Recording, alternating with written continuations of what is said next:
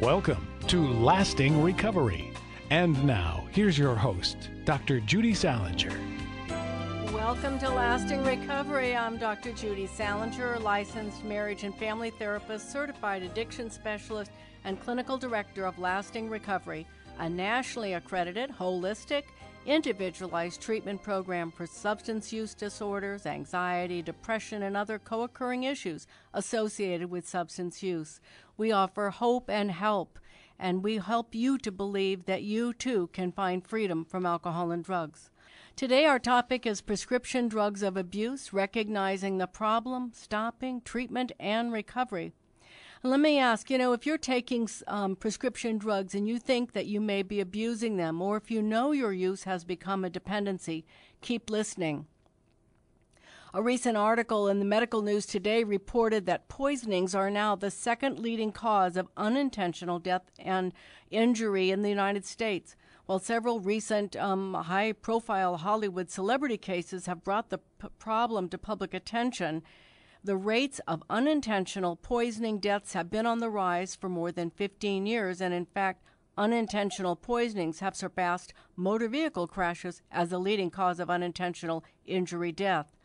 In a study that was published in May of the American Journal of Preventive Medicine, researchers found that hospitalizations for poisoning by prescription opiates, sedatives, and tranquilizers in the U.S.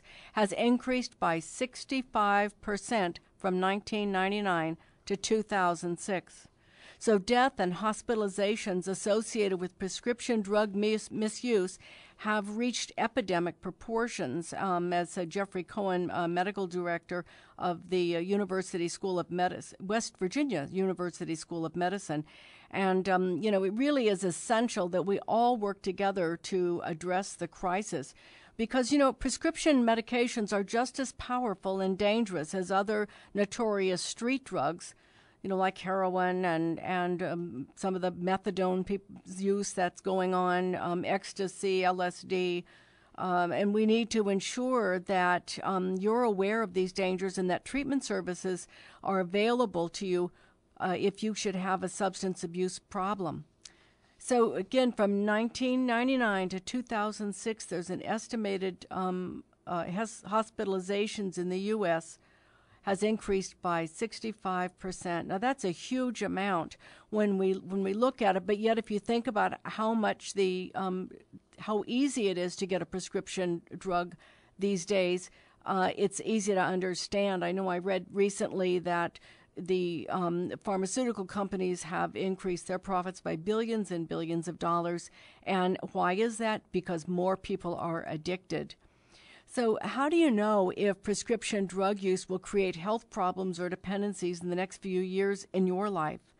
And ask yourself some questions. We're going to be going over those so that you can perhaps identify it. I want to start by saying that I have been clean from prescription drug dependency for 33 years. 33 years ago, I went through a literal transformation as I was able to begin letting go of the prescriptions that I was on. I had unlimited supplies of Valium and Tylenol and codeines, which is what they were prescribing 33 years ago.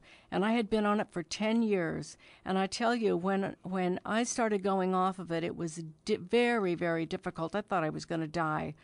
But I had a motivation. And the motivation was that I did not want to live my life like I was living. It wasn't life. I was just barely existing and couldn't function very well at all. And what I had to realize was that I wanted to live more than I wanted to die, because I really felt that I was living in a death process. And my emotions were shut down. I was pretty much immobilized by the number of drugs that I was taking each day.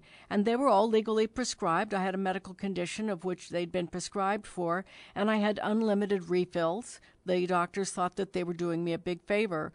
However, all they were doing was hastening my death.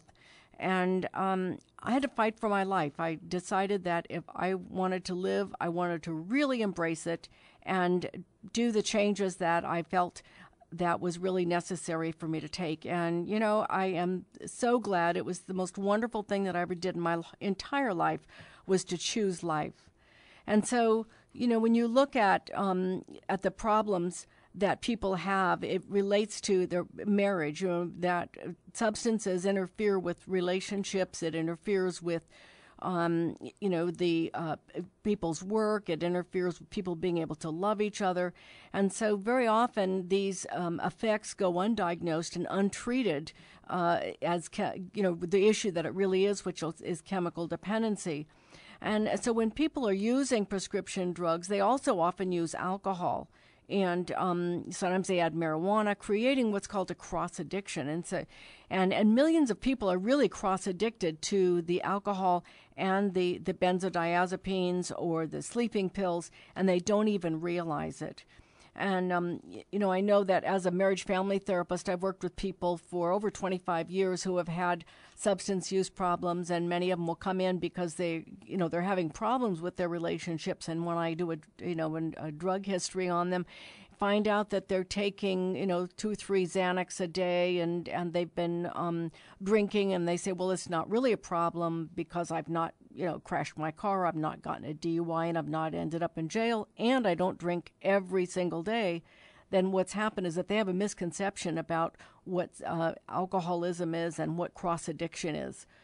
And so oftentimes people will begin using tranquilizers as a way to cut the effects of the another substance of the alcohol and the alcohol tremors that can occur in the mornings after someone's been drinking heavily. So how do you know if you or someone else needs some treatment? And so if you're unsure that you have a problem with prescription drugs, I'm going to be asking you some questions that you can help you to become clearer about whether or not you think you'd benefit from some help. So first of all, has your doctor or your spouse or your best friend or your boss or your kid expressed any concern about your use of medications and the effects that they have on you?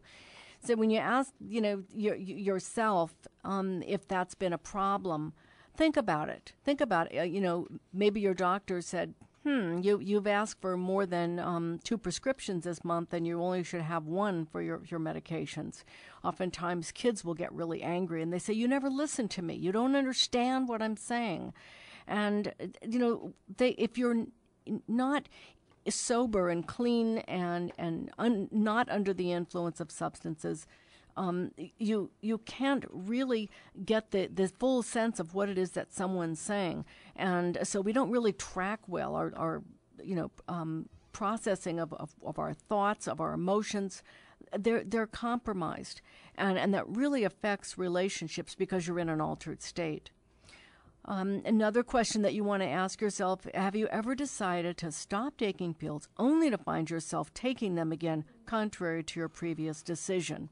And that particular question is something that you really want to look at, because as the addiction progresses, people say, well, I'm not going to take these anymore because it really interfered with my driving, it interfered with my relationships, or I went out to this party and found myself going into somebody's bedroom and falling asleep because I was so wiped out. And yet here you are back taking them again. Well, those are the signs that there's a dependency growing. And also when you compromise your own commitment to not take a pill and then you take one, you lower your self-esteem. Your value to yourself reduces because you cannot keep your commitments to yourself. And then people start feeling guilt and shame and remorse, which is the next question. Have you ever felt remorse or concern that you were taking too many pills? One of the things that I find when people come in for counseling, or they come in for treatment, or they want an assessment to find out if it's really a problem, they realize that they have a tremendous sense of guilt and some shame because they think that they should be able to control it. And what's happened is that the brain has been hijacked by the chemicals. And so people really struggle with this because they think that they should be able to do it with willpower. Maybe they can do all sorts of things with willpower. Maybe you think about what it is that you can do and that you can take charge of. And maybe something that you have tried to do is to stop taking the pills. Maybe it was the Ambien you took last night to go to sleep because you were afraid that you wouldn't be able to go to sleep and you wouldn't be able to get up in the morning and drive to work and be at that meeting at 10 o'clock if you weren't somebody who had had a good night's sleep. And that, the prescription of Ambien is easy to get from your physician. However, it's very, very highly addicting, and they don't necessarily tell you that at the time. I have with me today Ed Lacey, who's an international addiction consultant, and I want to welcome him to the show because he's got some very good insights into prescription drug abuse and how that can help you. Ed, welcome today, and welcome to the show. And I'm wondering, what is it that you'd like to add to this to our listeners and to this person that we're talking to, maybe driving to work this morning, or just maybe somebody getting up in the morning, listening to the radio, and maybe they're in a little bit groggy because of the prescription drugs that they've taken? Well, good morning, Judy. It's a pleasure to be here again this week with you in Lasting Recovery. And you're right. This is we're at an epidemic proportion here on prescription meds being used by men, women, by young adults in today's society. For many years, we looked at drug use as mainly illicit drugs. And we overlooked the fact that many people were constantly using prescription drugs, whether they were prescribed directly to them or they were prescribed for someone else and they began to take them. As such, even right now, we have a lot of young adults, and young adults can be even 17 to 25 or adolescents who are taking these pills while they're going to school. And as you mentioned earlier, those in Beverly Hills, maybe or in Hollywood, are getting some of the notoriety, but this is happening in all sectors in our communities. And I think some of the information that you put out was very important. I think, when you hear, we're talking about poisoning. We're talking about people who have combined these prescription medications along with either alcohol or other kinds of drugs, and they're not familiar with that. And right. and what we have again is these reactions, this poisoning, hospitalization, or what was really alarming was to hear when you mentioned the fact about the cause of death even is higher than automobile accidents. Yes, and that is really the surprising part. But what happens is that people are overdosing on these substances. They think that because they're small, they look innocent. They look sort of like M&M candies sometimes. Or those little Pez or little things that you can, candies that you can eat. In fact, some people call Vicodin little candy. It's the candy pill. And people will take many of them. I've had people come in who have been taking 60, 70, 80 a day of Vicodin or Norcos. And we're talking about poisoning, and poisoning certainly an overdose, which is the poisoning for some of these younger people. We have an adolescent program that's going to be reopening in a whole new way on May 1st here. And the reason for us doing adolescent treatment, in addition to the adult work that we do, is the fact that we have parents call whose kids are 13, 14, 15, 16, and 17 who are highly addicted to opiates. Mm-hmm. They've started by smoking marijuana, smoking cigarettes, and then alcohol. And it varies in terms of which of those three that they start with. But then the person who deals the illegal marijuana also has in their little basket there some Xanax. And what we find is that, just adolescent anxiety just is so vulnerable to the Xanax medication. And once they start on the Xanax, then they may take Vicodin, and then that goes to maybe Norcos, and then Percocet perhaps. Then they go on to OxyContin. And once they start taking OxyContin, they're taking it. They're not taking it, certainly in a normal way. They're smoking it, they're snorting it, and then they go into heroin. And it's tragic to see these kids. And I see wonderful families. Parents are, stressed, confused over what's going on. However, these kids are very highly addicted. And I have to ask myself, what can we do? Because the chance of them being able to turn this around are not as great as we would like to think. They're part of this increase of 65%. Sure. I'd like to ask a question, really, of you, and I really appreciate your self-disclosure. But I was thinking about even the population we're talking about today. and see what would be the difference between 33 years ago when you started taking the prescription medication. What were you feeling? What was the drive behind taking more and all of a sudden to find yourself addicted to it and not being able to let go? Well, for me, I was taking the Valium and codeine because I had chronic pain, and I'd had some back surgeries, and so they gave me the medications, and even though they really didn't work that well to block the pain, I started getting addicted. What was the feeling? I mean, what was that sensation like? I was kind of numb. I just things didn't bother me. I felt more energy. I felt that I could do more. I started to find that I was taking more risks, many more risks than I probably would have taken otherwise, because of the fact that I was under the influence. Traveling by myself. In fact, I was even in Europe traveling by myself and encountered some pretty intense experiences that I normally wouldn't have done, because what I was doing with the substances was that I blocked my intuition. And this is really classic of what happens with kids, especially that are using it, is you block your emotions with the substances, your real emotions, and your intuition. And I can't tell you how many young girls I have seen in high school who have been raped while they were under the influence at house parties. People think that, they're going away, they're going to let the kids have alcohol, and they're going to have a keg party. And it's just many girls have been raped under that influence because they're taking more drugs. The marijuana that they're smoking is about 25 times more potent than it was when I was doing it, in the 70s. And the amount of alcohol that kids are doing, they're binging. So they're really shutting down their natural mechanism to be able to feel, to recognize, to intuit. It sounds like, to me it sounds like, and I know it to be a fact, but I thought our listener would love to hear that, what the effects were 33 years ago and what the effects of those people using today hasn't changed any.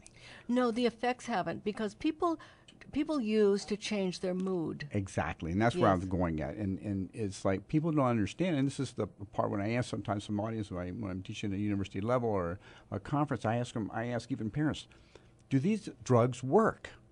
And they look at me like, why is he asking that kind of a question?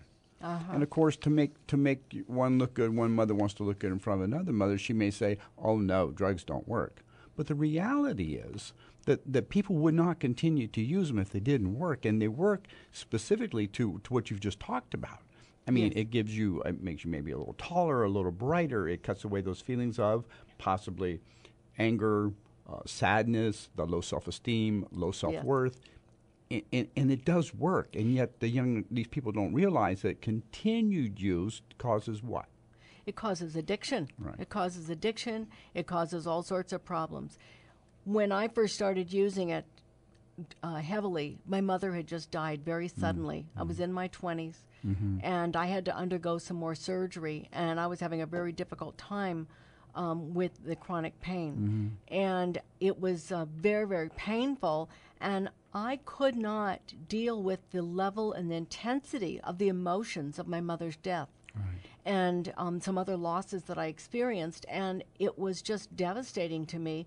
As other, my friends, they all had their mothers, and they all had some of the other things in their lives that were going well, and mine wasn't. And it really helped numb out the feelings. And one of the things that I see in the adults that I work with is that they also started using substances at 13, 14, 15 years old. And it really compromised their ability also to be able to get in touch with their real feelings. So for years, they've been stuffing some of these emotions. And it isn't until someone gets into the recovery process, lets go of the substances, that we can then begin feeling our real emotions. Right. I was thinking as you're talking about the substances, and those substances can be even more than just the pills. I mean, they could start with, for example, we sometimes use the abuse of food. Yes. We use maybe alcohol, but we know that from the smell that we're more likely to get caught. Or we see on TV what happens to people who drink too much. They may fall down, this and that, and yet we think that maybe with the pill it's like that the pure drug that no one's going to know about. Exactly, and that's what kept me going along for a long time, because I would have keep a vial in my my purse, and I could take them anywhere. All I had to do was make spit in my mouth and take a pill, and no one knew what I was doing. It was clean, and it just kept me just as a light buzz. And when I would start to go off of them, or until I realized that I was addicted, I would get into these severe periods of anxiety, which I was actually going through withdrawal. But I thought, wow, I really need to take these because I am really anxious. And what I found in going off the medications is that the symptom that you start using it for just gets intensified, and that becomes the trigger for more use. Right. We'll be right back.